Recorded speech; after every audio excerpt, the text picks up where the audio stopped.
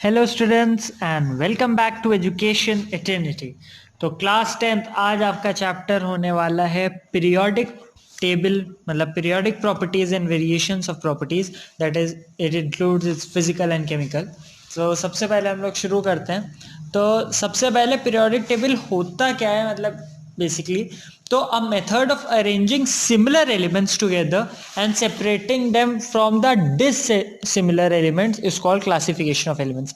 मतलब एलिमेंट्स को क्लासीफाई कर देना। अब जैसे आप हो, जैसे जो बच्चा भी ये वीडियो देख रहा है, आप ये क्लास 10th का है, तो आप ये वीडियो देख रहे हो, आप क्लास 10th के हो, आप अपने स्कूल में कोई आपसे पूछेगा तो आप बताओगे मैं क्लास 10th का बच्चा हूँ, तो ये आपका क्लासिफिकेशन है। तो आप क्लास 10th के बच्चों के साथ सिमिलर हो कि वो भी 10th में, आप भी 10th में हो। लेकिन कोई 9th का या बच्चा हो या कोई 11th का बच्चा हो तो उससे आप डिसिमिलर हो। डिसिमिलर कैसे हो कि वो 9th स्टैंडर्ड या 11th स्टैंडर्ड में पढ़ रहा है बट आप अभी 10th स्टैंडर्ड में पढ़ रहे हो, तो ये डिफरेंस आता है। तो इसीलिए ऐसे एलिमेंट जिनकी प्रॉपर्टीज लगभग लगभग एक जैसी हो, सिमिलर हो, उनको साथ में अरेंज कर देना, ले आना, उनको सेपरेट कर देना उन एलिमेंट से जो मतलब डिफर हैं, मतलब अलग हैं, वो होता है आपका मतलब एलिमेंट्स को क्लासिफाई करना। अब सबसे पहले मतलब हमारे पास कुछ साइंटिस्ट थे जिन्होंने मतलब अपने अपने रूल्स दिए थे एलिमेंट्स को क्लासिफाई करने के लिए। तो सबसे पहले डोबरनीर, इन्होंने 1817 में दिया था। So he brings the law of triad. So law of triad क्या था, इनका ये कहना था जो मिडिल एलिमेंट है हमारा, वो नियरली उसका सम हाफ होता है अदर टू को। मतलब एक दो तीन, अगर तीन एलिमेंट आपके रखे हैं तो पहले और तीसरे को ऐड करके डिवाइड कर दो अगर टू से, तो उसका जो नियरली हाफ आ रहा है वो बीच वाले का आ जाता था एटॉमिक वेट, बीच वाले का एटॉमिक वेट आ जाता था। तो इससे वो ले आए थे, ये था उनका लॉ ऑफ ट्रायड। बट इनका जो लॉ ऑफ ट्रायड था ये बहुत ज़्यादा मतलब हर एलिमेंट के साथ ये नहीं बैठ पाया, तो इसलिए इनके इसको कुछ टाइम बाद रिजेक्ट कर दिया गया था। नेक्स्ट है हमारे न्यूलैंड। न्यूलैंड जो है अरेंज इन्होंने किया असेंडिंग ऑर्डर में as per the atomic weights, और बेसिकली ये जो है जो लाए थे ये था हमारा कह सकते हैं लॉ ऑफ मतलब मतलब जैसे म्यूजिकल नोट्स हैं, इनका ये कहना था कि जो हमारे एलिमेंट्स है वो म्यूजिकल नोट की तरह हैं, जिसमें जो 8th एलिमेंट है वो फर्स्ट का रिपीटिशन है। तो इस तरीके से इन्होंने अरेंज कर दिया था। बट बेसिकली इनके साथ दिक्कत ये हो गई थी, इन्होंने म्यूजिकल स्केल के हिसाब से उसको अरेंज तो कर दिया था बट जो हेवियर एलिमेंट्स थे उनके लिए जगह नहीं थी। और अगर बाद में जो अननोन एलिमेंट्स थे उनको जब हमको डिस्कवर करना था तो उनकी डिस्कवरी के बाद भी उसके लिए भी उन्होंने कोई जगह नहीं छोड़ी थी। और मेन जो चीज ड्रॉबैक थी जिसकी वजह से इनके इस थ्योरी को कुछ टाइम बाद रिजेक्ट कर दिया गया था, वो ये कि इन्होंने जो असेंडिंग ऑर्डर में अरेंज किया वो एटॉमिक वेट के हिसाब से किया, ना कि एटॉमिक नंबर के हिसाब से। थर्ड थे हमारे मेंडलीव, और मेंडलीव ने बेसिकली क्या किया, he arrange the elements in increasing order of their atomic weight similar to that which are in recurring intervals. मतलब जो रिकरिंग इंटरवल्स में थे उस हिसाब से इन्होंने एलिमेंट्स को अरेंज कर दिया, और बेसिकली पीरियोडिसिटी ले आए थे ये प्रॉपर्टीज में एलिमेंट्स की। सो बेसिकली मेंडलीव का ये कहना था the physical and chemical properties of the elements are periodic function of their atomic weights, that is in other words when elements are arranged in increasing order of their atomic weights similar elements recur at regular interval।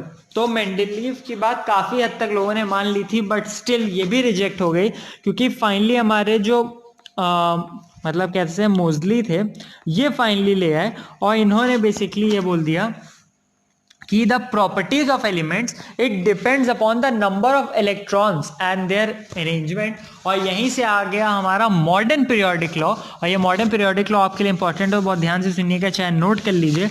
The physical and chemical properties of the elements are the periodic function of their atomic numbers, that is when elements are arranged in increasing order of their atomic numbers the elements with similar properties recur after certain regular intervals or periods। तो ये था आपका modern periodic law जो कि मोज़ली ने दिया था, मोज़ली ने, और बेसिकली यहीं से हमारी आती है मॉडर्न पीरियोडिक टेबल। और जो मॉडर्न पीरियोडिक टेबल है इसके बारे में हम लोग बात कर लें तो हमारी मॉडर्न पीरियोडिक टेबल में जो वर्टिकल कॉलम्स हैं ठीक है, उनको हम ग्रुप्स कहते हैं। ठीक, तो दो चीजें होती हैं, एक ग्रुप और एक पीरियड। जो पीरियड है वो हमारे 7 है और जबकि जो हमारे ग्रुप हैं वो 1 to 18 है। तो ये हमारे हैं। तो अब हम लोग बात करते हैं कि किसमें क्या है। तो सबसे पहले जो सबसे पहला है ग्रुप 1 या 1A, वो हमारा है अल्कली मेटल का, और जबकि ग्रुप 2 या 2A हमारा अल्कलाइन है। 3 to 12 हमारे ट्रांजिशन एलिमेंट्स हैं। 13 to 16 हमारे पोस्ट ट्रांजिशन एलिमेंट्स हैं। जो 17 है वो हमारे हैलोजेंस के लिए है और जो 18 है वो नोबल गैस के लिए है। ठीक, तो यहाँ से आपको समझ में आ गया होगा कि इन्होंने किस तरीके से मतलब कह सकते हैं ग्रुप और पीरियड में एक पीरियोडिक टेबल को डिवाइड कर दिया था।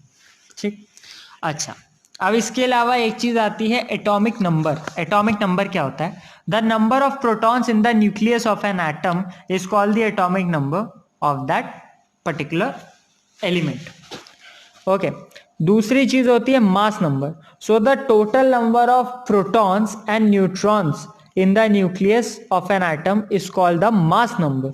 ठीक, और प्रोटॉन्स और न्यूट्रॉन्स को साथ में न्यूक्लियॉन भी कहते हैं। तो mass number basically atomic number plus neutron number कह देते हैं बहुत लोग, but still mass number is the total number of protons plus total number of neutrons. तो मास नंबर आपको निकालने को अगर आ जाए तो आप निकाल सकते हो। अगली चीज है पीरियोडिसिटी। पीरियोडिसिटी क्या है? The recurrence of elements with similar properties after a certain definite interval when these are arranged in increasing order of their atomic numbers is called the periodicity। ये होती है periodicity। बेसिकली जो modern periodic table है उसमें जो elements हैं वो similar properties basically जो रिकर होती है वो होती है 2 पे, 8 पे, फिर 8, फिर 18, 18, 32, इस तरीके से। मतलब वो आउटरमोस्ट शेल वाला आप कॉन्सेप्ट समझ सकते हैं। पीरियोडिसिटी के कॉजेज, अब पीरियोडिसिटी के कॉजेज भी आप समझ लिए क्यों होता है। So the cause of periodicity in properties of elements is due to the electronic configuration. मतलब elements having same electronic configuration has similar properties. अब जैसे आप देखिए जो हैलोजन वाला हमारा ग्रुप है उन सभी एलिमेंट्स के आउटर मोस्ट शेल में एक इलेक्ट्रॉन कम है। फिर हमारे नोबल गैस की बात करूं तो उनका आउटर मोस्ट शेल कंप्लीट होता है एक्सेप्ट फॉर हीलियम। हमारे सारे नोबल गैसेस के आउटर मोस्ट का ऑक्टेट कंप्लीट होता है जबकि हीलियम का डुप्लेट होता है। अब अगर आपको ऑक्टेट और डुप्लेट नहीं पता है तो वो भी मैं आपको बता देता हूँ। बेसिकली डुप्लेट क्या होता है कि जो माना जाता है कि जो हमारा एलिमेंट है, जो हमारा एटम है, उसके आउटर मोस्ट शेल में आइदर 2 इलेक्ट्रॉन्स और 8 इलेक्ट्रॉन्स होने चाहिए। मतलब बेसिकली जो उसकी कैपेसिटी होती है जो हमारे 2n² से आती है उतने होने चाहिए। तो हीलियम के लिए डुप्लेट रूल होता है। ऑक्टेट ये होता है कि अगर 8 इलेक्ट्रॉन है तो वो स्टेबल है, और अगर 8 नहीं है तो वो अपने ऑक्टेट को मतलब अपने को स्टेबल करने के लिए वो कहीं से एक मांग लेता है, या अगर ज़्यादा है तो किसी को दे देता है। तो ये सब चीज़ें होती हैं। तो ये होती है हमारा ये चीज़। अगली बात करते हैं तो यहाँ पे कुछ पीरियोडिक ट्रेंड्स आ गए, मतलब फिजिकल प्रॉपर्टीज की हम लोग यहाँ बात करने वाले हैं। तो सबसे पहले हम लोग बात करेंगे वैलेंस इलेक्ट्रॉन्स या फिर इलेक्ट्रॉनिक कॉन्फ़िगरेशन की। तो अगर हम on moving from left to right in a period the number of valence electrons in elements increases.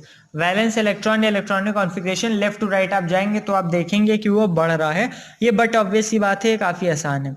और डाउन द ग्रुप की बात कर लें तो डाउन द ग्रुप में भी जो होगा the valency of representative element is usually equal to a number of valence electrons and और इक्वल टू 8, दैट इज मतलब वैलेंस इलेक्ट्रॉन। मतलब एक होता है आपका डाउन द ग्रुप मतलब ऐसे, और एक आपके क्रॉस, तो वो दो चीजें होती हैं। ठीक है, तो सबसे पहले आपका आता है मतलब यही वैलेंस इलेक्ट्रॉन्स या फिर इलेक्ट्रॉनिक कॉन्फ़िगरेशन। दूसरा साइज ऑफ एटम मतलब एटॉमिक रेडियस। एटॉमिक रेडियस क्या होता है कि the distance between the nucleus of an atom and its outer most shell, अंदर से सबसे बाहर तक का उसमें। ठीक है, तो जो फैक्टर्स हैं जो एटॉमिक साइज को बेसिकली इफेक्ट करते हैं, सबसे पहले number of shells. Number of shells कैसे करते हैं? Atomic size increases with increase in number of shells. क्यों?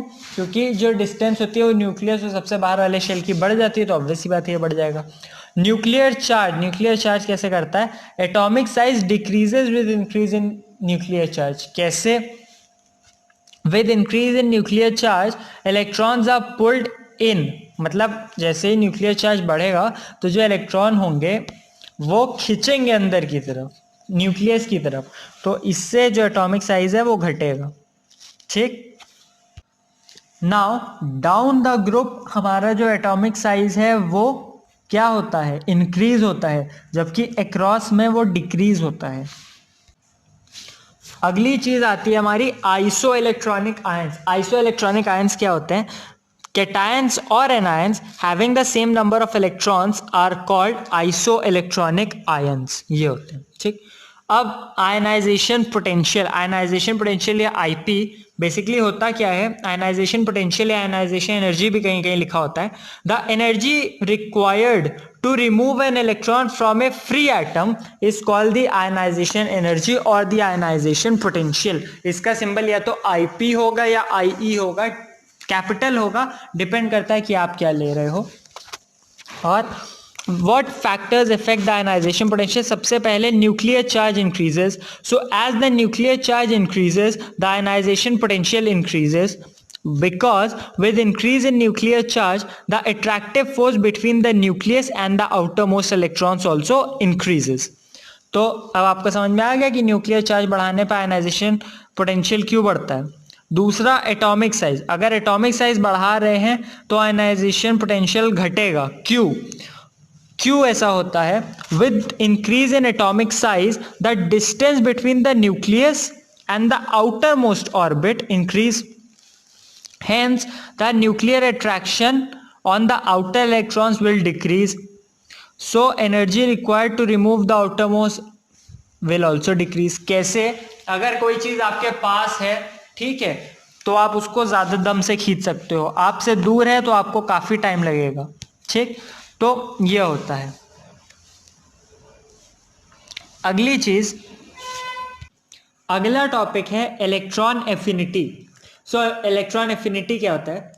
Electron affinity is the amount of energy released when an electron is added to a neutral gaseous atom to form a monovalent negative ion that is generally an anion। तो basically electron affinity वो amount of energy होती है, वो release होती है जब एक electron को हम लोग ऐड कर देते हैं किसी न्यूट्रल गैसियस एटम में। ठीक, तो अब इलेक्ट्रॉन एफिनिटी के बारे में हम लोग पढ़ते हैं, कौन से फैक्टर्स उसको अफेक्ट करते हैं। तो सबसे पहले न्यूक्लियर चार्ज, तो electron affinity increases with increase in nuclear charge. अब ऐसा क्यों है? Due to increase in nuclear charge, the tendency of atom to gain electrons increases। तो यही एक रीजन है कि हमें इलेक्ट्रॉन एफिनिटी क्यों बढ़ती है। दूसरा एटॉमिक साइज, तो electron affinity decreases with increase in atomic size. अब ऐसा क्यों है? क्योंकि जब इंक्रीज हो जाता है साइज तो जो the attractive pull exerted by the nucleus on the electrons decreases. जो न्यूक्लियस का अट्रैक्टिव पुल होता है इलेक्ट्रॉन पर, डिक्रीज हो जाता है, hence the tendency to accept electrons decreases with increase in atomic size. अगला electronegativity. So the tendency of an element in a molecule to attract the shared pair of electrons toward itself is known as its electronegativity। मतलब electronegativity क्या होती है? मतलब एक element का जो molecule है वो अट्रैक्ट करता है शेयर्ड पेयर इलेक्ट्रॉन्स को अपनी तरफ, वो चीज़। बेसिकली आप सोडियम क्लोराइड का इसमें एग्जाम्पल ले लीजिए। सोडियम का इलेक्ट्रॉनिक कॉन्फ़िगरेशन होता है 2,8,1 और क्लोरीन का होता है 2,8,7। अब क्लोरीन को एक चाहिए अपने आप को स्टेबल करने के लिए और सोडियम को एक दे देना है ताकि वो जो है मतलब अपने पहले वाले 8 से वो खुद को स्टेबल हो जाए। तो क्या करता है? सोडियम अपना एक इलेक्ट्रॉन क्लोरीन को ट्रांसफर कर देता है और दोनों के बीच एक आयनिक बॉन्ड बन जाता है जो सोडियम क्लोराइड बना देता है। तो सोडियम Na+ हो जाता है और क्लोरीन Cl- हो जाता है। तो ये जो होता है यही सब होती है इलेक्ट्रोनेगेटिविटी। एग्जाम्पल्स, हर चीज़ के एग्जाम्पल्स देखिए, आपको चीज़ें जल्दी समझ में आएंगी, ग्रेस जल्दी होगा। और अब तो मतलब बोर्ड एग्जाम्स के लिए पढ़ना शुरू करना ही है आप लोगों को। इसके बाद एटॉमिक्स फैक्टर्स कौन कौन से इफेक्ट करते हैं इलेक्ट्रोनेगेटिविटी। तो सबसे पहले एटॉमिक साइज की बात कर लूँ तो अगर एटॉमिक साइज बढ़ाएंगे तो इलेक्ट्रोनेगेटिविटी घटेगी। क्यों? With increase in atomic size the attractive pull exerted by nucleus on electrons decreases. Obvious सी बात है, एटॉमिक साइज जितना बढ़ जाएगा, जो सबसे बाहर का इलेक्ट्रॉन होगा उस पर उतने दम से न्यूक्लियस फोर्स नहीं लगा पाएगा, अट्रैक्शन नहीं हो पाएगा इसीलिए। दूसरा न्यूक्लियर चार्ज, न्यूक्लियर चार्ज बढ़ा होगा इलेक्ट्रोनेगेटिविटी बढ़ेगी। क्यों? न्यूक्लियर चार्ज बढ़ा तो जो अट्रैक्टिव पुल है न्यूक्लियस का अपनी तरफ खींचने का वो बढ़ेगा, तो इसलिए इलेक्ट्रोनेगेटिविटी भी हमारी बढ़ जाती है। ठीक, तो आपको यहाँ पे ये समझ में आ गया। अब हम लोग बात करने वाले हैं मेटालिक और नॉन मेटालिक कैरेक्टर की। तो अगर जो हमारा एटॉमिक साइज है वो हम बढ़ा देते हैं तो मेटालिक कैरेक्टर इंक्रीज हो जाता है, जबकि नॉन मेटालिक डिक्रीज हो जाता है। उसका रीज़न ये है, एटॉमिक साइज बढ़ा तो जो अट्रैक्शन है न्यूक्लियस को और वैलेंस इलेक्ट्रॉन का वो घट जाएगा, तो एटम्स बहुत लार्ज साइज का हो जाएगा और बहुत आसानी से इलेक्ट्रॉन्स को लूज कर सकता है, तो इसलिए मेटालिक कैरेक्टर बढ़ रहा है, नॉन मेटालिक घट रहा है। क्यों? मेटल्स में मैंने अभी आपको सोडियम क्लोराइड का एग्जांपल दिया, सोडियम एक लूज कर देता है और Na+ हो जाता है, और क्लोरीन एक एक्सेप्ट कर लेता है Cl-, Na+, सोडियम क्या है? मेटल है, पॉजिटिव चार्ज, क्लोरीन क्या है? Cl-, negative charge. तो समझ में आ रहा होगा आपको मैं क्या बताना चाह रहा हूँ।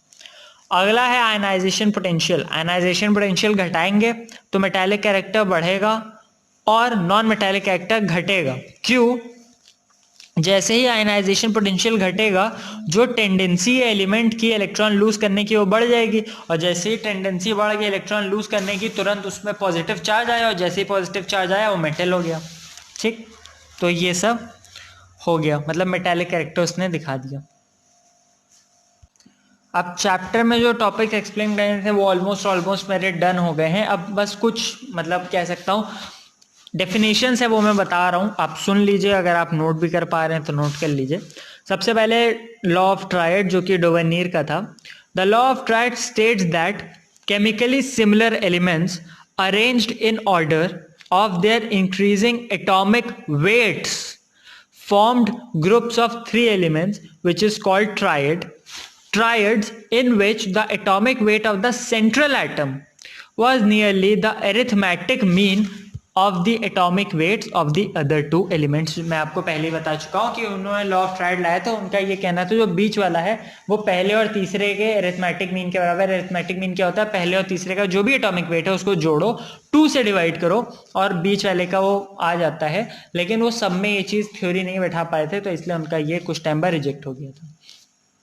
अगली डेफिनेशन है न्यूलैंड्स लॉ ऑफ ऑक्टेव्स। तो न्यूलैंड ने अपने लॉ ऑफ ऑक्टेव में स्टेट किया था that when elements are arrange in increasing order of their atomic weights the आठवां succeeding element was the repetition of the first one, like the 8th note, आठवां note on the musical scale, that is the first and the 8th element were found to have similar properties। ये चीज Newland लेके आए थे law of octaves में, लेकिन ये भी वो सबके साथ अप्रोप्रिएट नहीं ले पाए थे। म्यूजिकल नोट से उन्होंने एलिमेंट्स को कंपेयर करने की कोशिश की थी।